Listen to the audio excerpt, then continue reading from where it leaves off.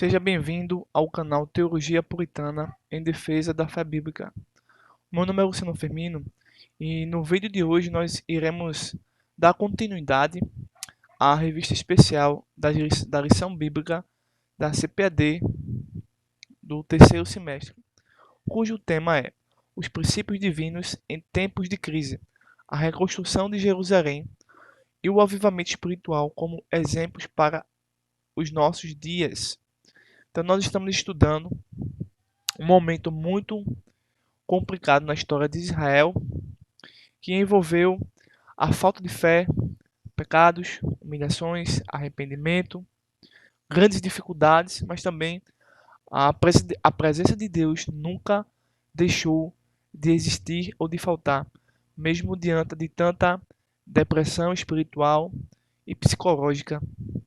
Deus sempre teve uma palavra e seu agir nunca foi impedido por nenhuma criatura sua. Ao contrário, né? Deus é totalmente soberano. E neste vídeo nós vamos abordar a lição de número 5. Zorobabel recomeça a construção do templo. Ao meu ver, né, talvez para você seja de outra forma, começar uma construção, uma obra, um empenho, um projeto, um sonho, é muito bom porque você já está com combustível, né? Você já tem um combustível já preparado para concluir. Mas na lição 5 nós vamos ver que houve um estancamento, houve um stop, houve uma parada, né? Por 15 anos.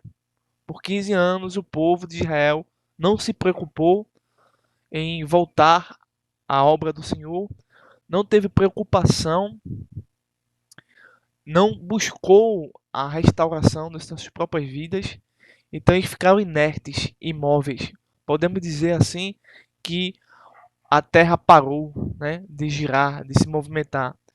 E por que isso é preocupante e é pior? Por quê? Porque estamos vendo aqui com Zorobabel especificamente, tá?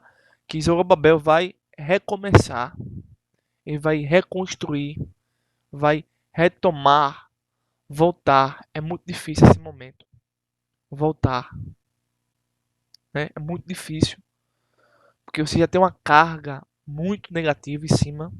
E não foi um período muito pequeno não, 2 dias, 1 ano, 2 anos, 5 anos, 10 anos, não, foi 15 anos de dormência, de negação, né, de omissão e de tudo aquilo que nos afasta de Deus. Então, já começamos a entender por que é muito difícil algumas pessoas voltarem para a casa do Senhor, né, uma vez que antes eram salvos, né, estavam participando ativamente e agora estão afastados, né? É muito difícil por causa desses fatores. Nós vamos entender aqui que para reverter esse quadro, Deus ergue dois principais profetas, mas teve pelo menos três, né? Ageu, Zacarias e Malaquias, que são os profetas depois do exílio, não é isso? Tá? É depois do exílio. Nós estamos no período depois do exílio. Começamos a primeira lição abordando o momento do exílio com Daniel. Depois agora estamos vendo situações depois do exílio, depois da libertação, né, trazida pelo rei Ciro e tudo mais. Então, vamos entrar propriamente na lição. Tá aqui. Deixa eu mudar só a questão aqui. Pronto. Lição 5, 2 de agosto de 2020. Zorobabel recomeça a construção do templo.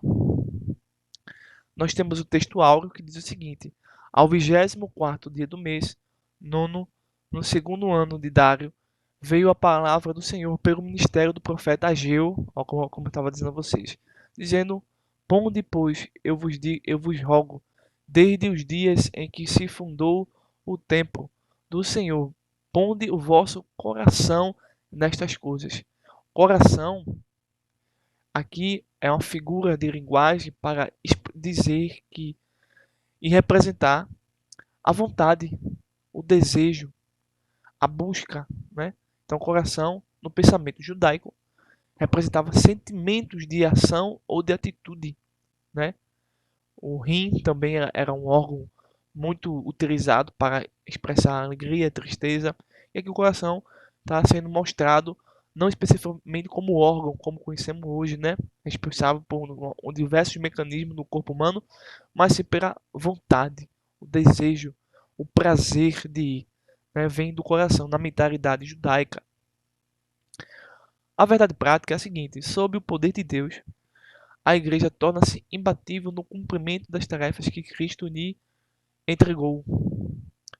Temos aqui a leitura bíblica em classe, que é Esdras capítulo 5, versículo 1 e versículo 2, Ageu capítulo 1, versículo 1 ao versículo 12, e Zacarias capítulo 4, versículo 6 e versículo 10. Então nós temos 13 livros apresentados aqui a nós, que estão relacionados com o mesmo tema, tá? Relacionados com a mesma dificuldade e com o mesmo objetivo de promover a ideia de recomeçar a construção novamente do templo, tá certo? Então, Ageu não está dizendo nada diferente de Zacarias, nem Zacarias dizendo nada diferente de Ageu e nem de Esdras, mas cada um está executando uma perspectiva importante naquele momento, para que o povo pudesse aí ter o seu despertamento realmente aí para pôr a mão na obra. Então, vamos ver aqui o objetivo dessa lição. Então, toda lição tem um objetivo, né?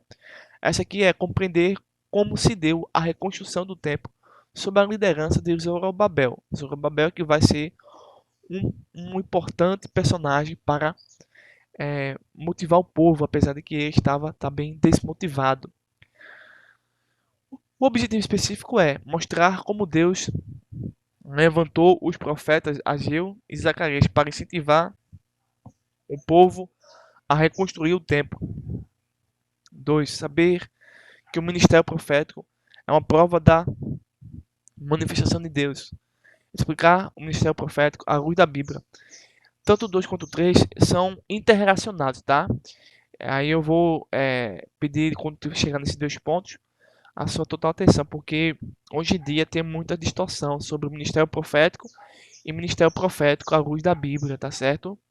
Nós vamos ver algumas coisas muito importantes sobre isso, para a gente poder aí ficar antenados, né? Bem, já chegando aqui na introdução e no tópico 1, Deus suscita os profetas Ageu e Zacarias. Veja aí. Então, a própria lição já diz que a construção do templo ficou parado por 15 anos. Imagine, 15 anos é muito tempo, é muita coisa, né? É muito difícil, tá? Para um ser humano voltar a desempenhar a sua função, a sua tarefa, o seu dever, né? Então, muita coisa acontece em 15 anos. Muita coisa acontece de ruim, de coisas boas, né? Mas Deus, ele tem um projeto escatológico.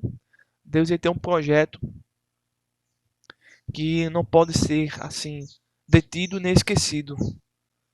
Aí no tópico 1, Deus suscita os profetas Ageu e Zacarias. Então Deus sempre está agindo, né? Nós vemos Deus agindo constantemente. O ponto central é os profetas que Deus levanta são necessários para a sua obra. Isso na perspectiva velho testamentária, ou da antiga aliança, ou do antigo pacto, ou do antigo testamento. Mas essa mesma ideia continua no Novo Testamento através de Cristo, dos apóstolos e da igreja, tá? Só que nesse sentido aqui, não existem novas revelações inspiradas por Deus, tá? A profecia do Novo Testamento, concluída em Apocalipse, em hipótese nenhuma, mesmo existindo profetas na igreja hoje, não tem autoridade, em hipótese nenhuma, de fabricar, formular, escrever novas revelações ou novos livros, como acontece na seita Adventismo do sétimo dia, com a falsa ideia do espírito de profecia de Ellen G. Goldwhite. E é justamente isso que nós vamos ver no tópico 2 e 3 como complementação, para evitar cairmos nessa tendência que está aí conquistando não uma, não duas, mas milhões de pessoas dentro dessa igreja, que é uma igreja apóstata e que não serve ao reino de Deus. Nós vamos ver esses detalhes, tá certo? Mas a profecia acontece nos dias de hoje apenas para, exclusivamente, não para o ego humano, mas para comprovar. Porque assim, nós sabemos que existem várias religiões, vários deuses, né, ou deusas. E nós temos algumas ferramentas científicas que utilizamos para refutar essas diversas religiões, essas falsas seitas. Com a Bíblia, com argumento histórico, com argumento científico, nós chamamos disso de teologia e de apologética, certo?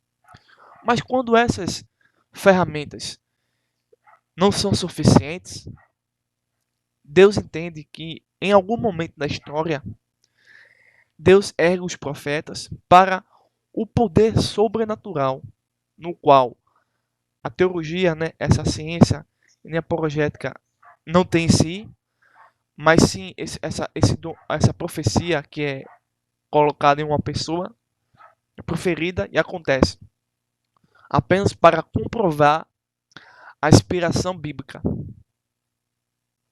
Qualquer profecia hoje em dia que aconteça ou que venha a ser profetizada, não comprovar as escrituras, não ratificar, não embasar as escrituras, não é profecia e não é um legítimo profeta. E até porque nós estamos vendo essa questão no ponto, na lição, na página 36, não mandei os profetas, todavia eles foram correndo, não lhe farei a eles, todavia eles profetizaram. Jeremias capítulo 23, versículo 21. Então nós vamos chegar a esse ponto, tá certo? Mas aqui no tópico 1, Deus levantou dois profetas. O primeiro foi Ageu e o segundo Zacarias. Já aqui com Zorobabel, Zorobabel foi um líder político, reconheceu uma mensagem pessoal, recebeu uma mensagem pessoal.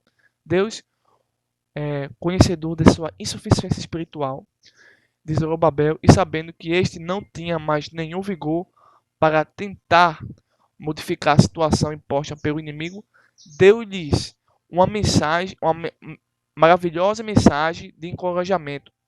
A mensagem de Deus veio sobre a forma de uma visão que Zacarias havia recebido. Então Deus já está atuando através de profetas, chegando a Zorobabel, que desempenhava poderes políticos, tá?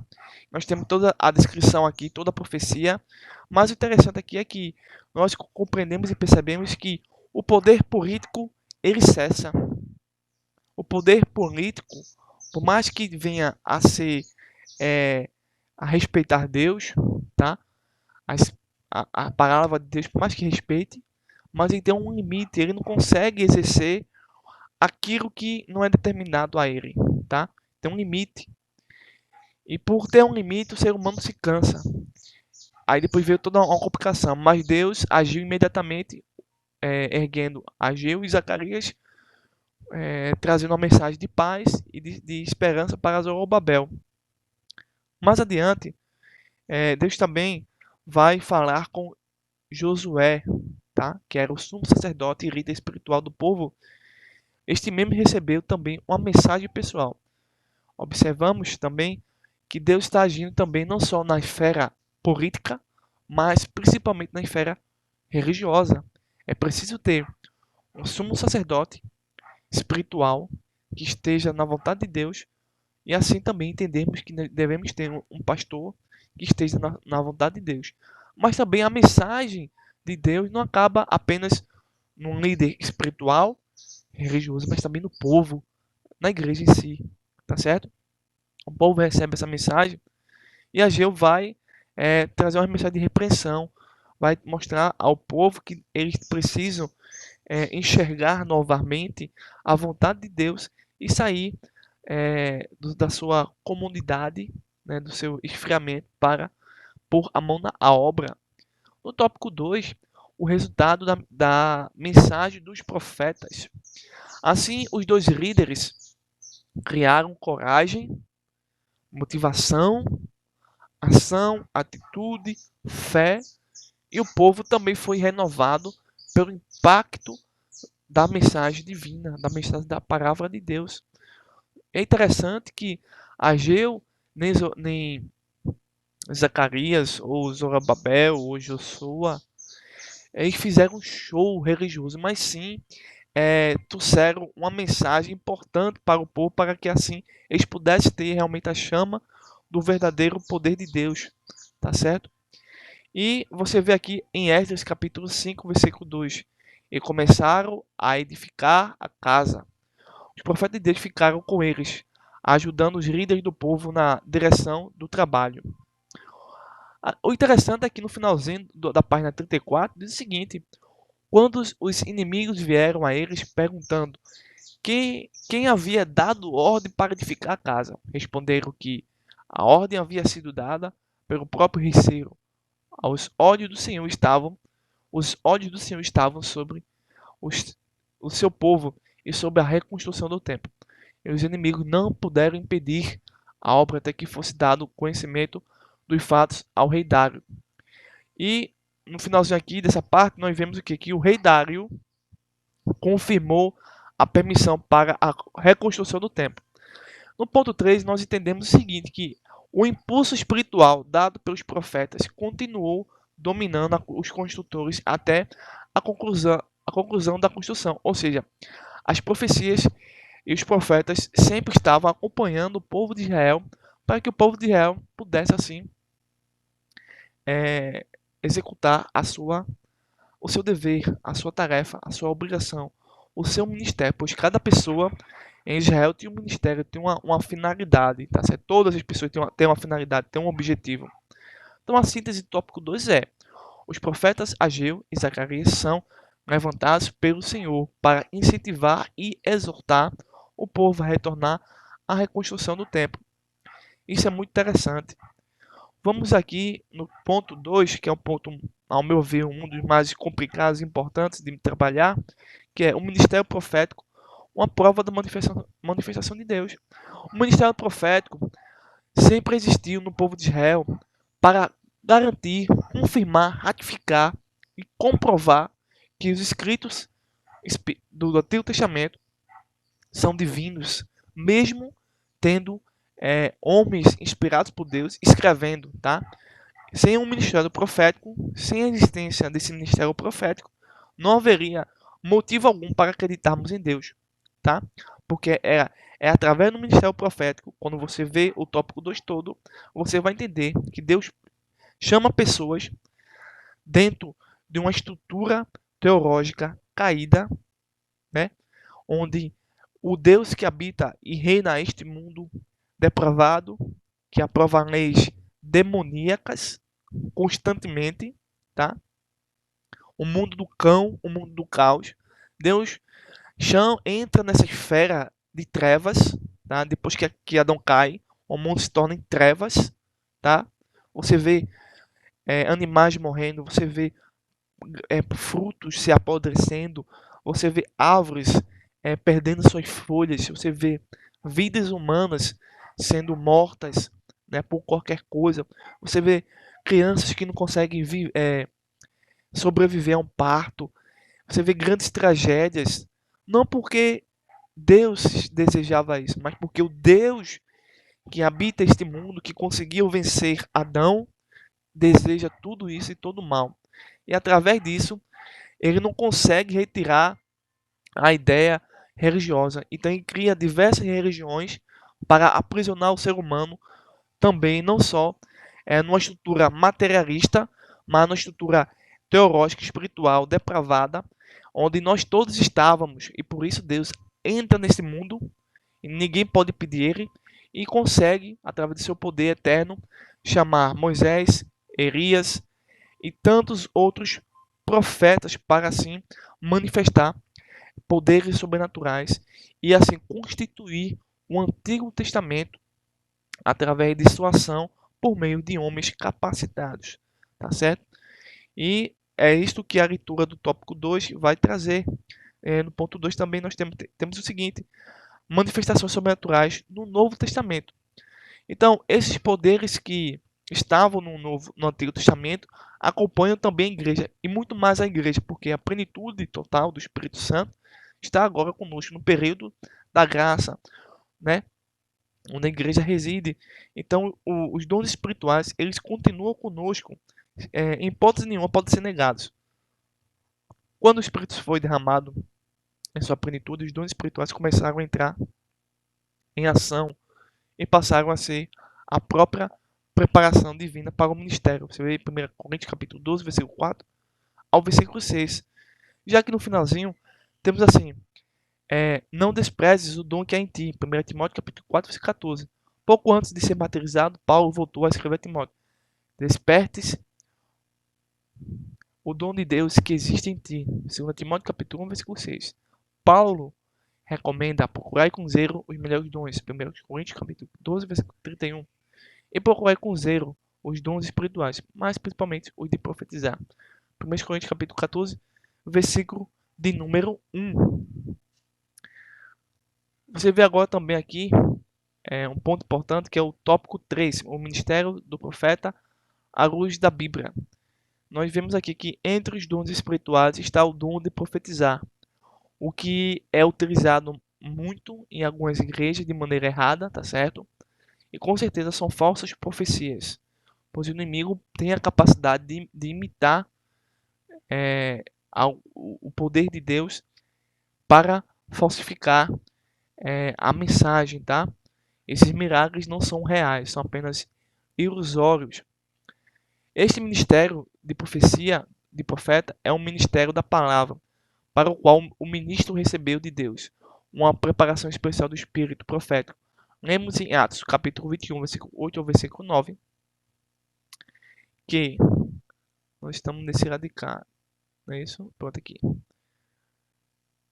Filipe tinha 4 filhas que profetizavam e que depois de alguns dias veio à sua casa um profeta Ágabo. Existe, porém, uma diferença importante entre o ministério do profeta no Antigo Testamento e do Novo Testamento. No Antigo, os profetas eram consultados pelo povo e transmitiam-lhe a resposta de Deus. Mas a Bíblia diz: a lei e os profetas duraram até João, e desde então é anunciado o reino dos céus. Lucas capítulo 16, versículo de número 16. No pacto, na nova aliança, temos Jesus como único mediador. 1 Timóteo capítulo 2, versículo 5. É importante notar que o Novo Testamento não há um único exemplo de alguém consultando um profeta. No novo pacto, todos temos acesso a Deus por Jesus Cristo. Efésios capítulo 2, versículo 16. Jesus é o único mediador. 1 Timóteo capítulo 2, versículo 5. É fundamental que os obreiros ensinem a igreja acerca do uso correto dos dons, inclusive o de profetizar. Então, eu quero terminar esses dois tópicos complementando o seguinte, que os dons de profetizar do Antigo Testamento também estão também no Novo Testamento, tá certo? E não só a profecia, tá?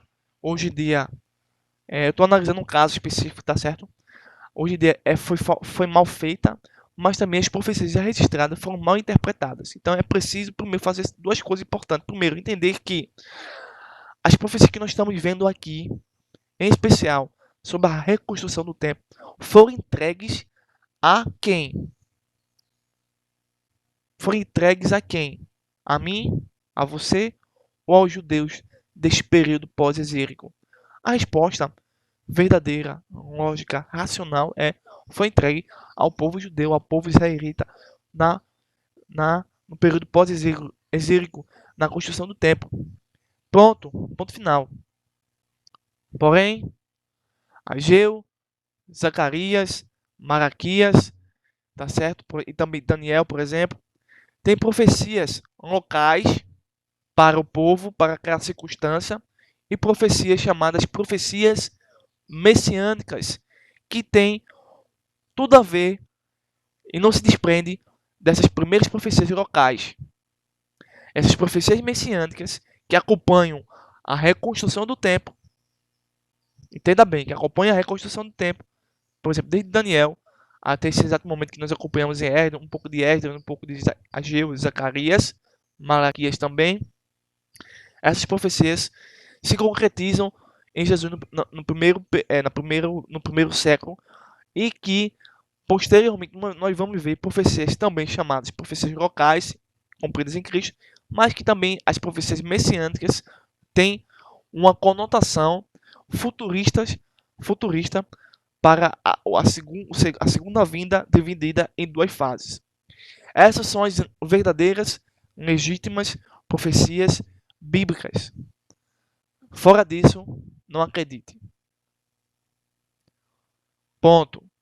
Por outro lado, existe o dom de profetizar. O dom de profetizar não tem nada a ver com a revisão, a correção ou a nova transmissão de textos bíblicos, de revelações ou de visões supostamente inspiradas. Ah, eu tive o sonho, eu vi isso. Essas são apenas é, é uma fenomenologia religiosa. Tá? E nesse caso nós estamos vivendo agora má, equivocada. Então, quando nós acompanhamos manifestações, já estamos acompanhando agora, nesse exato momento, eu vou dar alguns exemplos de manifestações sobrenaturais que são de origem demoníaca, mas que eles em si dizem que vêm de Deus. Porém, à luz das Escrituras, entendemos que, em hipótese nenhuma, isto é verdade. É o caso de uma falsa profetisa chamada Ellen Goldwhite. Eu estou aqui com um livro da CPAD, publicado pela CPAD, Nathanael Rinaldi e Paulo Romero. Nathanael Rinaldi é o maior, já falecido, o maior apologista, tá, que eu conheço. Paulo Romero também. Mas parece que tudo começa com Nathanael Rinaldi. Tá? Até o Ezequiel Soares, da Assembleia de Deus, estudou com ele. Este livro se chama Desmascarando as Seitas. Pesquisadores do Instituto Cristão de Pesquisa mostram o que são as seitas e os perigos que elas representam. Então, as seitas, elas utilizam muitas profecias, muito ministério dos profetas e muitas profecias registradas para confundir a mim e a você. E é por isso que nós precisamos entender para quem foi dadas essas profecias, tá? E quais são as profecias que acompanham a igreja. Sem isso, essa lição não vai ter sentido. E eu vou te dar alguns exemplos de falsos ministérios proféticos que deturpam a palavra de Deus. Está aqui, se vocês vão poder ver, porque às vezes eu me confundo o ângulo da câmera, tá? Está aqui na página 13. Eu vou dar um exemplo. Nós vimos bons exemplos já aqui na lição. Esses são os bons exemplos, tá? Mas vamos ver aqui para a complementação, porque precisamos também disso. Nós temos aqui na página 13 o seguinte: as profecias da senhora Ellen Goldwhite, tá? Como comprovar se o que escreveu a senhora White é profeticamente exato? Naturalmente analisando seus escritos, e ela escreveu muito. Vejam algumas das suas profecias. Então nós vamos ver pelo menos 3 profecias, mas são várias profecias, tá? Só vamos ver 3 falsas profecias. E o que me preocupa é que o ministério profético desta mulher, desta igreja adventista, que se assume evangélica, e não é, tá? Em hipótese nenhuma, evangélica, quer convencer-nos de que essa mulher foi uma mulher de Deus, e não foi, na verdade. Pois bem, primeira profecia diz o seguinte: por algum tempo, depois da decepção de 1844, mantive juntamente com o corpo do advento que a porta da graça estava para ser para sempre fechada para o mundo. Fecha aspas. Está no livro Mensagens Escolhidas, página 63. Com base em que a senhora White chegou a sustentar uma posição que mais tarde provou-se equivocada. Ora, nada justifica uma declaração leviana sobre um assunto de tamanha responsabilidade. A porta da graça continua aberta, assim hoje como no ano da decepção. Você pode ver isso em Isaías capítulo 55, versículo 7, 2 Coríntios capítulo 6, versículo 2, Tito capítulo 2, versículo 11 ao 13. Segunda profecia. Quando a Inglaterra declarar guerra, todas as nações terão seu próprio interesse em acudir e haverá guerra geral. Sutilezas do erro, página 42. Ponto. Nesta profecia que se cumpriu, pronunciada no contexto da Guerra Civil Americana, foi usada a forma verbal haverá, que expressa a certeza, e não o futuro pretérito haveria, que tornaria a predição condicional. Além de a guerra não se generalizar, a Inglaterra optou pelo não envolvimento. Terceira profecia, que é uma falsa profecia. Logo ouvimos a voz de Deus, semelhante a muitas águas, o qual nos anunciou o dia e a hora da vinda de Jesus. Ao declarar a hora, verteu sobre nós o Espírito Santo, e nossos rostos brilhou com o esplendor da glória de Deus, como aconteceu com Moisés, na descida do Monte Sinai. Primeiros escritos, página 15.